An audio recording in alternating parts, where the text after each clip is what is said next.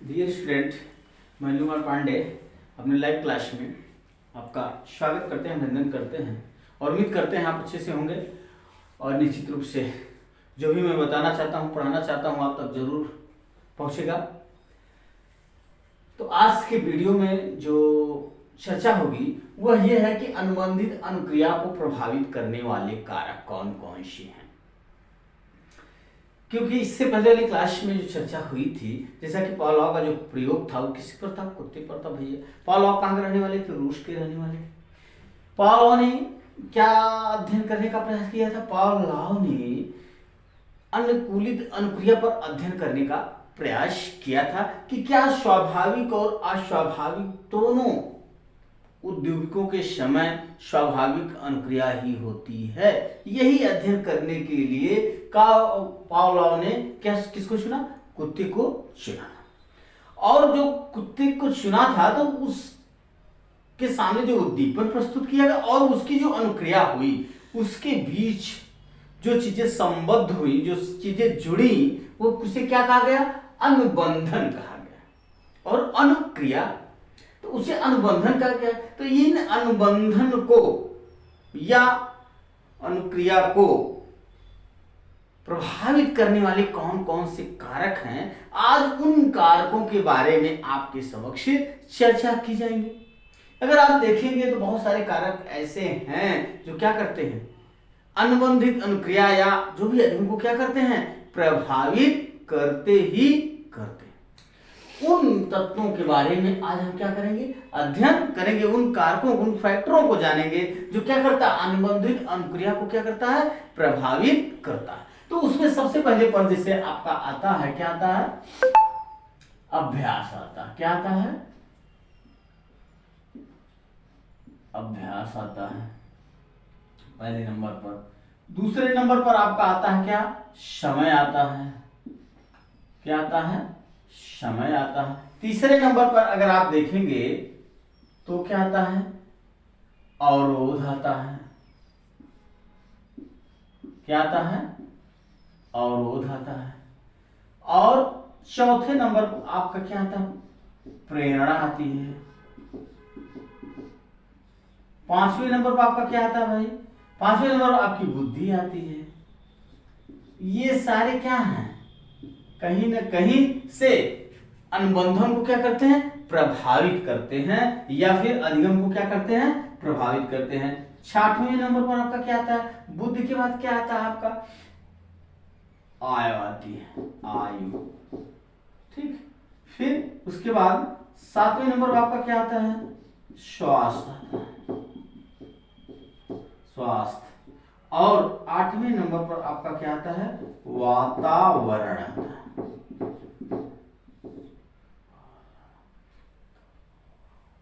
वातावरण, वरण क्या आता है? वातावरण।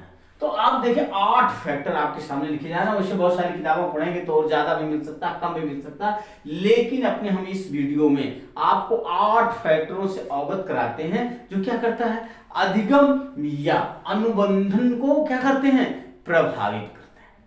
अब अगर आप देखिए उन अनुबंधन फैक्टरों में कौन सा है? सबसे पहले आपका आता है, अगर इंग्लिश में देखा जाए तो सबसे पहले तो प्रैक्टिस आता है, टाइम आता है, डिस्ट्रैक्टर आता है, मोटिवेशन आता है, इंटेलिजेंस आता है, एज आती है, हेल्थ आता है और इन्वायरमेंट आता है, अर्थात वातावरण आता है। ये सारे 8 फैक्टर क्या करते हैं? अनुबंधन या अधिगम को क्या करते हैं? प्रभावित करते हैं। जैसे सबसे पहले हम चर्चा करते हैं किस पर? इस प्रैक्टिस पर, मतलब अभ्यास पर। तो मित्रों आपको ध्यान देना होगा कि जो है ये जो अभ्यास फैक्टर है, अगर आप थॉर्नडाइक का सिद्धांत पढ़ेंगे तो वहां भी आप पाएंगे कि क्या किया गया? वहां भी अभ्यास की बात की गई। जब वो सीखने के 3 नियम बता रहे थे तो वहां अभ्यास की चर्चा की गई थी। तो अगर कभी कभी प्रश्नों में हम देखते हैं, नेट टेट या जो भी एजुकेशन से संबंधित परीक्षाएं होती हैं, तो पूछा जाता है कि कौन सी क्रिया थॉर्नडाइक और पावलोव के प्रयोग में क्या की जाती है? कॉमन रूप से देखी जाती है। तो वो कौन सा है? यही अभ्यास ही है। वो कौन सा है? यही अभ्यास ही है जो थॉर्नडाइक में भी है और पावलोव में भी है। तो पावलोव का जो ये अभ्यास है, जो पावलोव की प्रैक्टिस है, तो प्रैक्टिस से आशय उनका यह है कि अधिगम उतना ही अच्छा होगा जितना ज्यादा अभ्यास किया जाए। अगर आप अभ्यास छोड़ देंगे तो क्या होगा? अधिगम उतना ही क्या होगा? प्रभावित होगा। जैसा कि एक दोहा हमको याद आ रहा है, जब हम छोटी कक्षाओं में थे तो पढ़े थे। उस दोहे का क्या नाम है?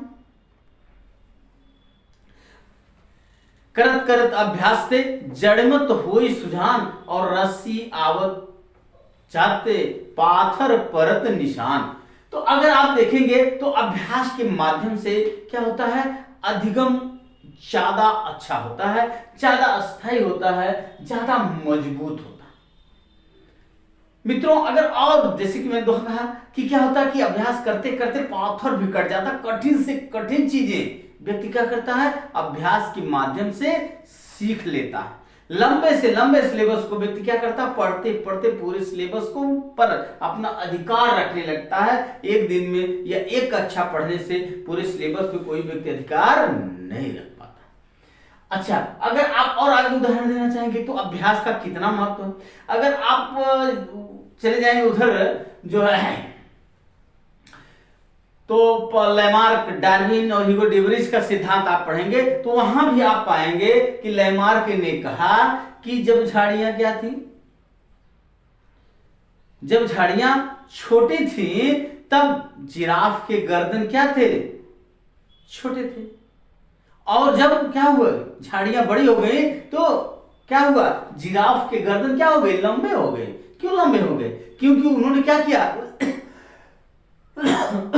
उन झाड़ियों की पत्ती उनका भोजन था। उस भोजन को प्राप्त करने के लिए बार बार वो अपने गर्दन को ऊपर करने का प्रयास करते थे, अभ्यास करते थे। सो परिणाम स्वरूप धीरे धीरे आने वाली पीढ़ियों के गर्दन क्या हो गए? लंबे होते चले गए। तो अभ्यास का इतना जो हम महत्व होता है किसी भी चीज के अधिगम में, किसी भी चीज को सीखने में, मतलब ये अभ्यास का बहुत महत्वपूर्ण होता है। जैसे कि मैंने कई उदाहरण दिया कि अभ्यास से पत्थर कट जाता, धीरे धीरे करते करते करते करते आप देखिए पतली सियारी होती है, मोटे से लोहे को क्या कर देती है? काट देती है। कैसे? अभ्यास से, लगातार अभ्यास से। तो अभ्यास का बहुत ही महत्व होता है किसमें? अधिगम को। तो ये अभ्यास क्या करता है? अधिगम को प्रभावित करता है। अभ्यास कम होगा तो अधिगम कमजोर होगा, जल्दी चीजें भूलने लगेंगी, और जितना ज्यादा अभ्यास होगा उतनी ज्यादा चीजें क्या होंगी? याद होंगी। आप कभी कंफ्यूज नहीं होंगे। सो अभ्यास जो होता है, प्रैक्टिस जो होती है, वो क्या करती है? लर्निंग पर डिफेक्ट डालती है, अर्थात प्रभावित करती है। दूसरा क्या आता है भैया? आपका समय आता है। पहले पर तो ये था अभ्यास, दूसरे पर क्या आता है? प्रैक्टिस के बाद टाइम आती है। टाइम क्या है?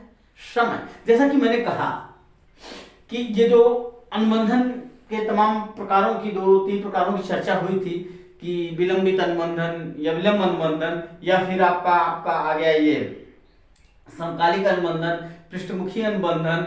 तो अगर आप पावलोव पढ़ेंगे, स्किनर को पढ़ेंगे तो समय का बड़ा महत्व होता है। समय का मतलब कि अगर सीखने में क्या होता है? गैप हो जाता है। कुछ चीजें अभी सीखिए और कुछ बाद में सीखिए, या सीख लिए तो क्या किए? चीजें लंबी हैं और आपको सीखने के लिए कह दिया गया 10 पेज है और ये दबाव डाला गया 100 पेज याद करके आइए, तो संभव है? नहीं संभव, वो संभव नहीं है।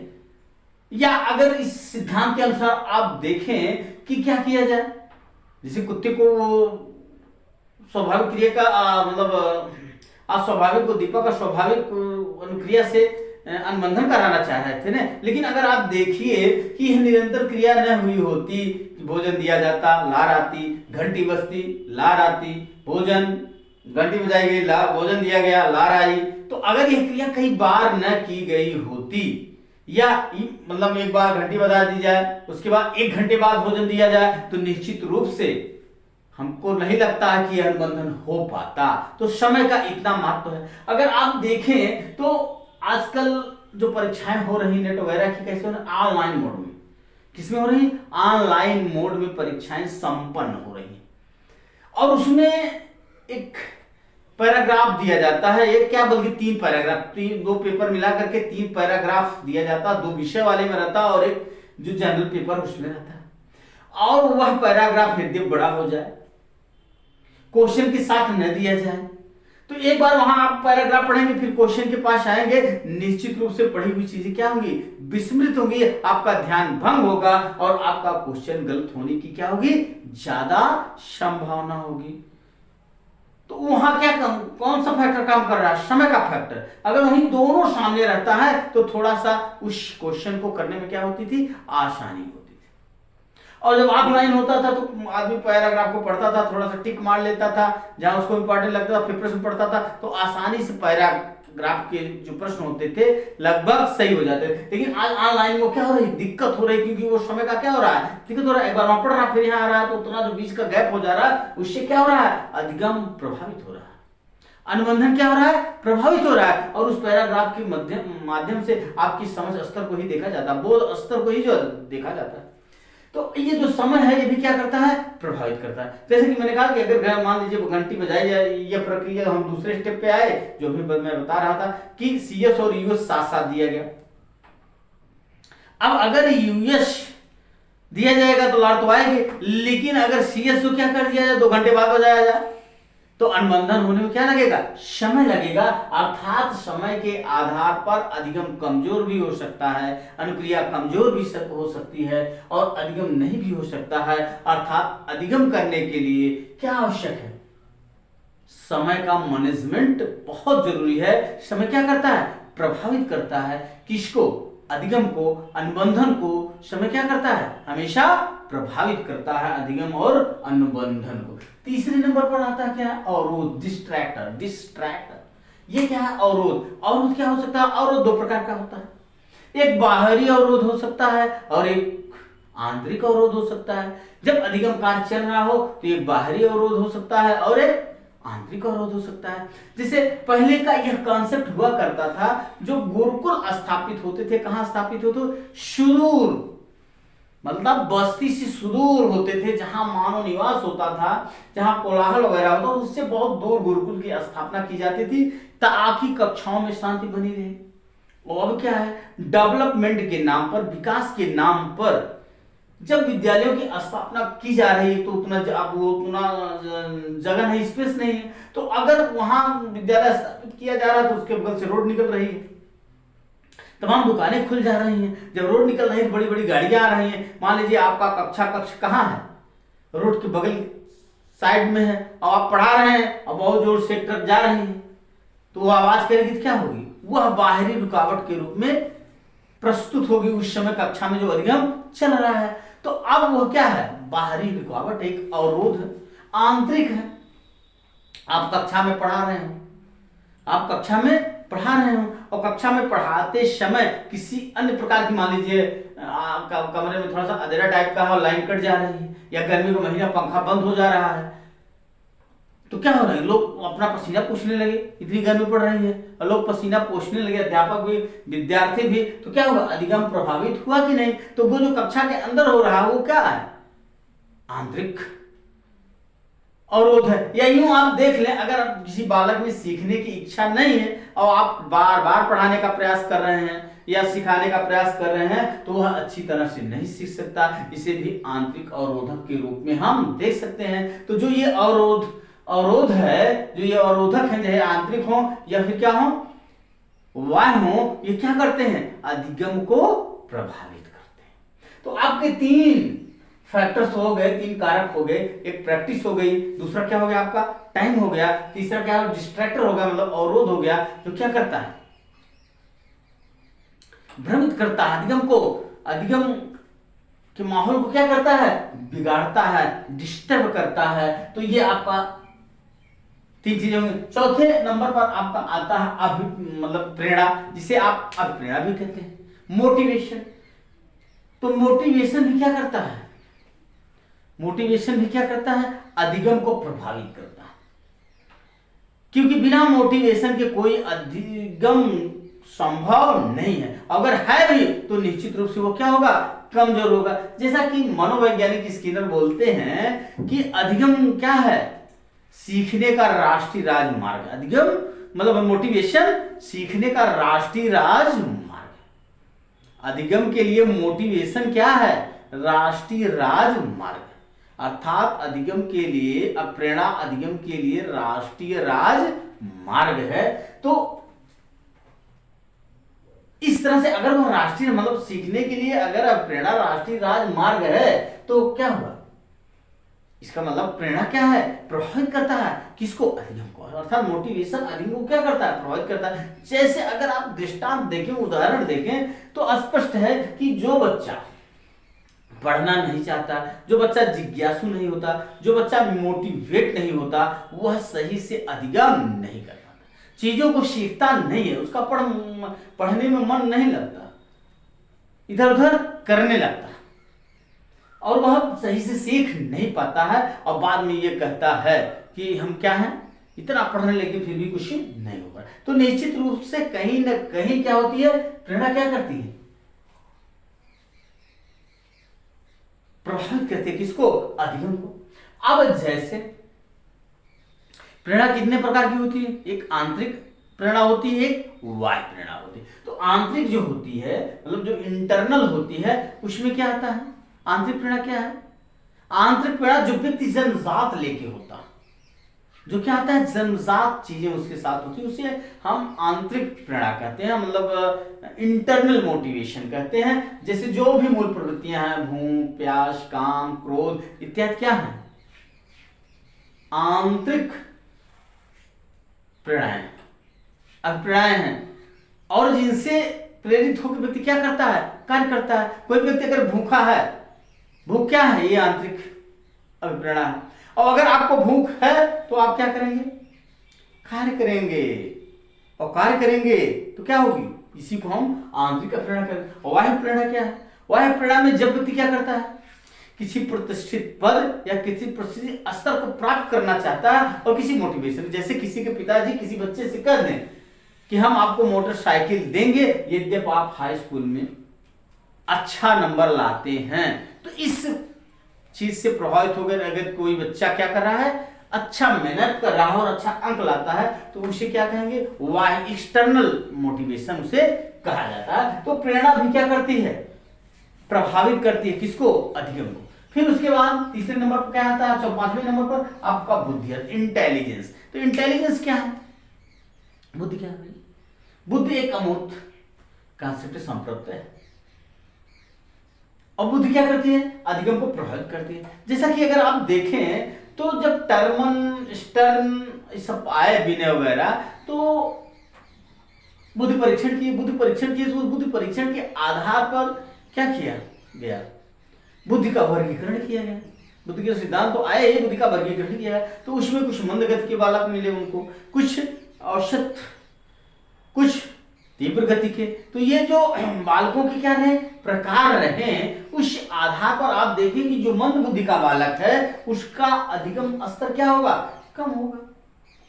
किसके? अपेक्षाकृत सामान्य बच्चों के, अपेक्षाकृत प्रतिभाशाली बच्चों के। और प्रतिभाशाली की बुद्धि लब्धि तेज होने के नाते वह अधिगम को जल्दी करेगा और ज्यादा स्थायी रखेगा अपेक्षाकृत सामान्य बच्चों के और अपेक्षाकृत मंद बुद्धि के बच्चों को। तो इस तरह से अगर आप देखेंगे तो बुद्धि भी क्या करती है? बहुत महत्वपूर्ण फैक्टर है किसको प्रभावित करने के लिए?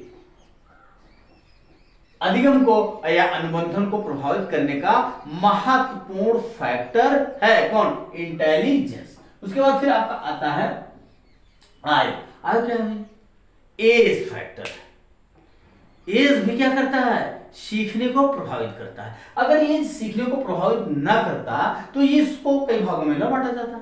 जैसे कि आप पिछले के अध्यायों में आप देखें तो 3 स्तर विकास का 3 स्तर वो बताया गया उसमें, जिसमें शैशवावस्था, बाल्यावस्था और किशोरावस्था। तो हर अवस्थाओं का क्या होता है? हर अवस्थाओं का मतलब हर अवस्थाओं में सीखने की क्षमता क्या होती है? अलग अलग होती है। जैसे शैशवावस्था में अलग होगी, बाल्यावस्था में अलग होगी, किशोरावस्था में अलग होगी। अगर इस तरह से देखा जाए तो निश्चित रूप से पूर्णतः स्पष्ट हो रहा है कि आयु भी क्या करती है? बुद्धि को प्रभावित करती है। इस समय जैसे अब आप इसमें है सरसों में, तो बहुत चीजें क्या होती है, बहुत जल्दी आप सीखते हैं, बहुत जल्दी आप सीखने का क्या करते हैं, प्रयास करते हैं, बहुत जल्दी किसी चीज का अनुकरण कर लेते हैं। बाल्यावस्था में भी वही हाल होती है, लगभग किशोरावस्था में भी ये प्रवृत्ति पाई जाती है, लेकिन जब कभी भी वृद्धावस्था आ जाती है तो चीजें उतनी जल्दी अधिगमित नहीं होती, किसी भी चीजों को रट आप नहीं सकते। कक्षा 6 का बालक हमेशा पहाड़ा रट के एकदम बैठा रहता है, इसमें कोई दो राय नहीं। ज्यादातर बच्चे आप देखेंगे तो बिस्तर पहाड़ा बरका बरक किए हुए हैं, लेकिन बड़ी आयु के लोग जो होते हैं, जैसे जो बीए कर रहे हैं, एमए कर रहे हैं, अगर उन सब बहुत सारे बालकों को ले लिया जाए, उनसे पूछा जाएगा अगर आपको 13 पहाड़ा आ रहा हो सुना लीजिए, 19 पहाड़ा आ रहा हो सुना लीजिए, 20 पहाड़ा सुना दीजिए, तो उनके लिए क्या होगा, कठिन काम होगा, क्योंकि अब वो रटना क्या कर दिए हैं, बंद कर दिए हैं। क्योंकि उनकी आयु, क्योंकि सीखने का जो स्तर होता है कितना होता है, 3 स्तर पर सीखा जाता है, स्मृति स्तर, बोध स्तर और क्या होता है, चिंतन स्तर। तो जो बालक चिंतन स्तर पर होते हैं वो गुणा करके बड़े से बड़े पहाड़ों को क्या करते हैं, अपने ट्रिक के माध्यम से प्राप्त कर लेते हैं, जबकि छोटे जो बच्चे होते हैं वो स्मृत स्तर पर होते हैं, और स्मृत स्तर पर रहने वाले बच्चे क्या करते हैं, सीधे सीधे चीजों को क्या करते हैं, चीजों को क्या करते हैं, उसी रूप में याद करते हैं, हूबहू उसे क्या कर लेते हैं, याद करते हैं। तो इस तरह से अगर आप देखेंगे, और वह याद करना उतना स्थायी नहीं होता जितना कि समझा हुआ चीज और जितना कि रिफ्लेक्टिव हुआ चीज आपको क्या करता है, अस्थायी रहता है। तो आयु भी क्या करता है, अधिगम को प्रभावित करता है। फिर उसके बाद आपका आता है स्वास्थ्य।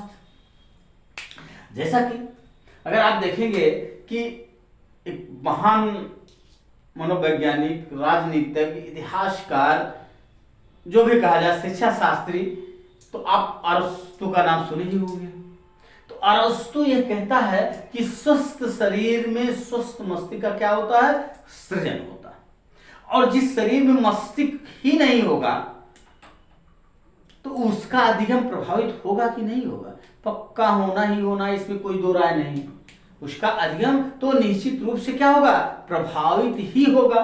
तो अगर मान लीजिए कोई व्यक्ति क्या है, स्वस्थ नहीं, किसी रोग से ग्रसित है, किसी प्रकार की उसमें विकलांगता या दिव्यांगता है, तो आप देखेंगे कि वह व्यक्ति क्या करता है, सीखने में उतना सफल नहीं होता जितना कि और बच्चे हुआ करते हैं, जितना कि और लोग होते हैं। और जो बच्चे क्या होते हैं, मानसिक रूप से, शारीरिक रूप से, पारिवारिक रूप से, हर चीज से क्या होते हैं, स्वस्थ होते हैं, उनका अधिगम स्तर अपेक्षाकृत उन बच्चों से अच्छा होता है जो मानसिक रूप से या शारीरिक रूप से क्या होते हैं, अस्वस्थ। अब आप सोचिए कि अगर उदाहरण ले लीजिए कि कोई बालक क्या है, बुखार से पीड़ित है, कोरोना से पीड़ित है, अब उसको सांस लेने में दिक्कत हो रही है, रेस्पिरेटरी सिस्टम उसका कायदे से काम नहीं कर रहा, तो क्या होगा, और उसको दे दी जाए कि आप भगवत गीता पढ़िए, मतलब अच्छी किताब पढ़िए, आपको आप इस चीज को अधिगम कर लीजिए, आप इसे याद करके बता दीजिए, तो वह संभव नहीं है। तो अर्थात स्वास्थ्य का भी अधिगम पर बहुत ही तगड़ा प्रभाव, बहुत ही प्रभावशाली प्रभाव पड़ता है कि स्वास्थ्य भी किसी व्यक्ति का उसके अधिगम को, उसके अनुभव को क्या करता है, प्रभावित करता है। लास्ट में आपका आता है इन्वायरमेंट, मतलब वातावरण आ गया। तो वातावरण में क्या होता है, वातावरण भी अधिगम को क्या करता है, प्रभावित करता है। जैसे आपका वातावरण अच्छा है तो अधिगम क्या होगा, अच्छा होगा। आप देखिए वातावरण ही वह फैक्टर है जिसके कारण लोग घर छोड़कर कहाँ जाते हैं, इलाहाबाद तैयारी करने जाते हैं, दिल्ली तैयारी करने जाते हैं, कानपुर इत्यादि तैयारी करने जाते हैं। क्या कारण है, सबसे ज्यादा लोग इलाहाबाद जाते हैं करने के लिए, वनडे परीक्षाओं की तैयारी करने, पीसीएस की तैयारी करने, क्यों इलाहाबाद चॉइस करते हैं, क्योंकि उसका एक ही फैक्टर है, वातावरण क्या करता है, प्रभावित करता है। वहां का वातावरण अच्छा है, सारे लोग पढ़ने लिखने वाले तो वहां से कॉम्पिटिटिव माहौल है, प्रतियोगी माहौल है, जिसका लाभ अन्य बच्चे भी जा करके वहां लेते हैं। अब अगर कक्षा के दृष्टिकोण से देखा जाए तो कक्षा का दृष्टिकोण से अगर देखा जाए, अगर वहां का माहौल क्या है, सारे बच्चे पढ़ने वाले हैं, जैसे बीएचयू है, जेएनयू है, वहां जैसे बीएचयू है, जेएनयू है, वहां पर आप देखिए तो वहां पढ़ने का क्या है, एक माहौल बन गया है ना कि वहां के बच्चे अच्छे होते हैं। अब क्यों अच्छे होते हैं, अब आप देख लीजिए, जब वहां पर एंट्रेंस परीक्षाएं होती है या मेरिट से प्रवेश दिया जाता है तो उच्च बुद्धिलब्धि के बच्चे वहां पहुंचते हैं, बच्चियां वहां पहुंचती हैं, तो उनका रिजल्ट भी क्या होता है, बेहतर होता है। अब वहां पर थोड़ा कमजोर मतलब उसके बच्चे पहुंच जाते हैं तो वो भी उस वातावरण में क्या हो जाते हैं, ढल जाते हैं। अगर कक्षा की दृष्टिकोण से आप लेंगे तो कक्षा का वातावरण अगर अच्छा रहेगा तो अधिगम क्या होगा, अच्छा होगा, अन्यथा की स्थिति में अधिगम अच्छा नहीं होगा। तो प्रिय विद्यार्थियों, अगर आप देखेंगे तो ये 8 फैक्टर्स जो मैंने इस बोर्ड पर लिखे हुए हैं कि ये 8 फैक्टर्स हैं जो क्या करते हैं, अधिगम को या अनुबंधन को क्या करते हैं, प्रभावित करते हैं। और इनको मैंने आपको एक एक करके क्या किया, इसका विश्लेषण किया कि कैसे आपके जीवन में ये क्या कर रहे हैं, प्रभावित कर रहे हैं, कैसे अधिगम को प्रभावित करते हैं। उन फैक्टरों में से आपका प्रैक्टिस है, आपका टाइम है, आपका ये मतलब अवरोध, ये डिस्ट्रक्टर है, आपका मोटिवेशन है, आपका इंटेलिजेंस है, एज है, हेल्थ है एंड इन्वायरमेंट है, जो क्या करता है, इफेक्ट डालता है किस पर, अधिगम पर। धन्यवाद, फिर अगले दिन। लाइक और शेयर ठोक दीजिए महाकाल का, लाइक और शेयर ठोक दीजिए।